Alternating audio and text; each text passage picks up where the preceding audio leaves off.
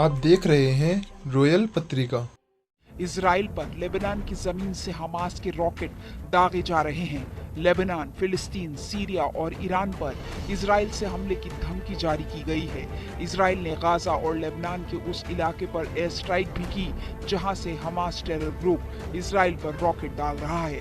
अरब का संकट अब बड़ा होता जा रहा है। आशंका है कि अल अक्सा मस्जिद में हिंसा के बाद युद्ध कभी भी छिड़ सकता है और युद्ध छिड़ा तो यहाँ ईरान के समर्थन में रूस और इजराइल के समर्थन में अमेरिका उतर सकता है। यानी अगला वर्ल्ड वॉर अरब से छिड़ने की आशंका बढ़ गई है। 2 दिन से इजराइल के ऊपर रॉकेट बरस रहे हैं, धमाके हो रहे हैं, धुएं के गुब्बार नजर आ रहे हैं। हमास लगातार इजराइल पर रॉकेट दाग रहा है। आसमान में रॉकेट की कतारें नजर आ रही हैं। हमास ने लेबनान की तरफ से भी इजराइल पर 44 रॉकेट दागे। अल अक्सा मस्जिद में हिंसा के बाद इजराइल और हमास के बीच नया युद्ध शुरू हो गया है, जिसके आसार पूरे अरब में दिख रहे हैं। लगातार रॉकेट हमले होने के बाद इजराइल ने भी काउंटर एयर स्ट्राइक की। इजरायली एयरफोर्स ने दक्षिणी गाजा पर कई मिसाइल स्ट्राइक की। गाजा के दक्षिणी इलाके में इजराइल हमास संगठन के ठिकानों पर निशाना बना रहा है। गाजा के खान यूनिस शहर पर इजराइल मिसाइलों की बारिश कर रहा है। इजराइल के मिसाइल हमले में कई इमारतें बर्बाद हो गई हैं। इजराइल का दावा है कि हमास के ठिकानों पर ही मिसाइल अटैक हो रहे हैं। इजराइल ने सिर्फ गाजा ही नहीं बल्कि लेबनान में भी हमास के ठिकानों पर एयर स्ट्राइक की है। हमास और इजराइल की दुश्मनी पुरानी है। हमास फिलिस्तीनी सुन्नी मुसलमानों का एक हथियारबंद गुट है। मुस्लिम ब्रदरहुड की शाखा के तौर पर 1987 में बनाया गया था। हमास इजराइल के खिलाफ जिहाद चलाता है। हमास को हिजबुल्लाह का समर्थन भी हासिल है। हमास इजराइल में कई आत्मघाती हमलों को अंजाम दे चुका है।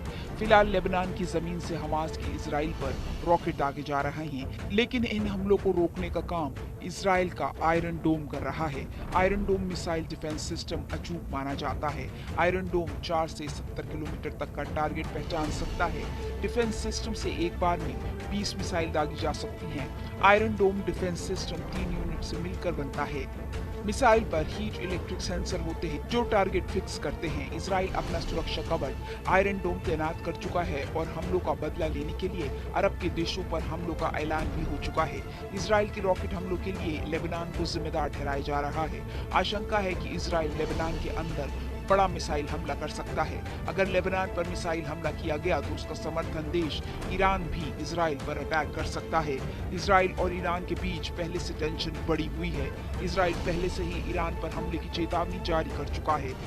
इजरायली एयरफोर्स चीफ ने विस्फोटक बयान दिया है। हवली ने कहा कि इजराइल ईरान पर हमले के लिए तैयार है। इजराइल ईरान का परमाणु प्रोग्राम बंद करना चाहता है। माना जाता है कि 2023 में ईरान परमाणु बम तैयार कर लेगा और ये इजराइल के लिए सबसे बड़ा खतरा होगा।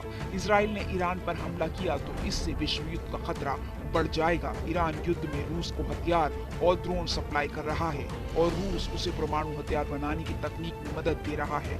अगर ईरान पर इजराइल ने अटैक किया तो ईरान के समर्थन में रूस का उतरना तय माना जा रहा है। रूस के साथ चीन और नॉर्थ कोरिया भी ईरान की मदद कर सकते हैं। उधर युद्ध में इजराइल का साथ अमेरिका देगा। यानी अब अरब के मोर्चे पर यूरोप जैसे हालात बनते जा रहे हैं। 2 मोर्चे खुलने के बाद विश्व युद्ध छिड़ना तय हो जाएगा। इजराइल और हमास का टकराव विश्व युद्ध का अलार्म बजा रहा है।